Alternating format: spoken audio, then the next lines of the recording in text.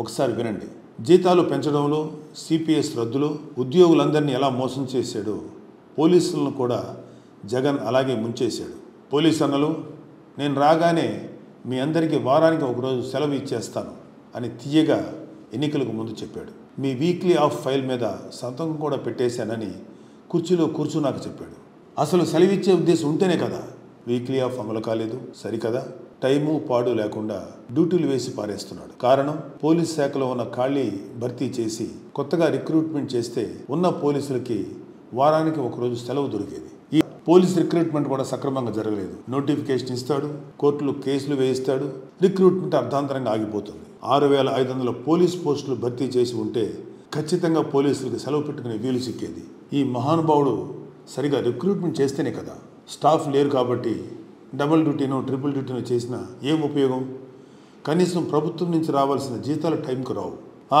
అతనికేంటి government employee 1వ తారీఖు వచ్చేసరికి జీతం వస్తుంది అని అనుకోవడానికి లేదు. ఈ వైసీపీ పాలన వచ్చాక జీతాలు రావు, డిఏ బకాయిలు ఇవ్వరు. 2018 నుంచి పెండింగ్లో ఉన్న డిఏలు పోలీసులకు ఇవ్వడం లేదు. ఒక్కో పోలీసుకి సీనియారిటీని బట్టి 2 లక్షల నుంచి 5 లక్షల వరకు డిఏ బకాయి పడ్డాడు ఈ దివాలా కోరు ముఖ్యమంత్రి.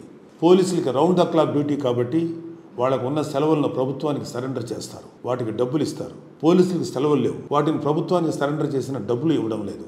డిఏలు టీఏలు సరెండర్ లీవులు ఎగ్గొట్టేస్తున్నాడు అని పోలీసులు బాధపడే లోపే వాళ్ళు దాచుకున్న జీపీఎఫ్ డబ్బులు కూడా దోచేశారు. ఎవరైనా సరే తమ సొమ్ములు పోతే పోలీసుల దగ్గరికి వెళ్తారు. పోలీసుల ఖాతాలో ఉన్న డబ్బులే దోచేస్తే వాళ్ళు ఎవరి దగ్గరికి వెళ్ళాలి? దోచిన వాడు ఎవరో తెలుసు కదా. మన శివశివాని స్కూల్లో 10th పేపర్లు కొట్టేసిన వాడే. అలవాట్లు ఎక్కడికి పోతాయి? పోలీస్ సోదరులు, మీరు మీ కుటుంబ సభ్యులు ఒక ఆలోచన చేయండి. జగన్ మీ శ్రమను దోచేస్తున్నాడు, ఆర్థికంగా నష్టపరిచాడు, మీ ఆరోగ్యాలు గుల్లైపోతున్నా చలించడు. పైగా మీతో తన రాజకీయ అవసరాలకు తగ్గట్టు పని చేయిస్తున్నాడు.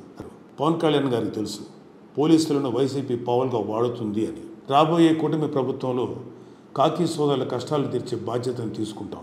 వారి శ్రమను దోచే పనులు చేయబోం. పోలీసులకు రావాల్సిన అలవెన్స్లు, సెలవులు వచ్చేలా చేస్తాం.